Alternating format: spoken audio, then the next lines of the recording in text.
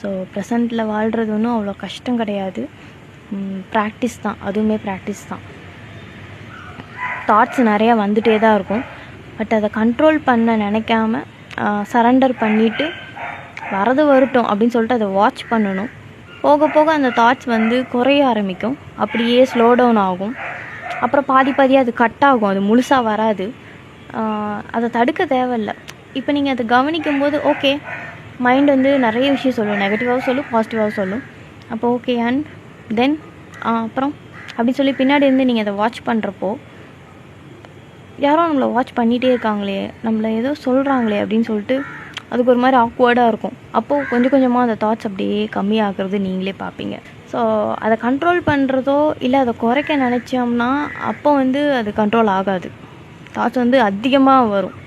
So அதனால் அதை நான் பண்ண மாட்டேன். ஸோ இப்படி தான் கொஞ்சம் கொஞ்சமாக தான் நான் குறைப்பேன்.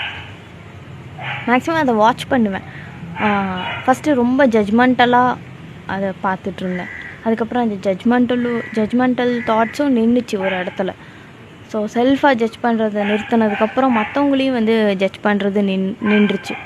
ஸோ இப்படி நம்ம யாரை பார்க்கும்போதும் எல்லோரும் இங்கே ஒரு சோர்ஸ்லேருந்து வந்தவங்க தான் அப்படின்னு நம்ம அந்த உணர்வு நம்மளுக்கு தெரியும். ஆனால் அந்த உணர்வு ரீதியாக எப்போ நம்ம அதை ஃபீல் பண்ணுவோன்னா இந்த ஜட்ஜ்மெண்டல் தாட்ஸ் இல்லாத போது மட்டும்தான். அப்போ தான் சோல் வந்து ஆங்கர் பண்ணும். ப்ராக்டிஸ் வேணும், கண்டிப்பாக ப்ராக்டிஸ் வேணும். ஸோ கிரவுண்டிங் டெக்னிக் பண்ணுங்கள், பேர் ஃபுட்டில் நடங்க. அந்த மாதிரி மேக்ஸிமம் வந்து இயற்கையோடு நீங்கள் டைம் ஸ்பெண்ட் பண்ணும்போது நிறைய சேஞ்சஸ் நடக்கும். உங்களோட லைஃப்லேயும் சரி, உங்கள் மனசளவில் நிறைய மாற்றம் நடக்கும்.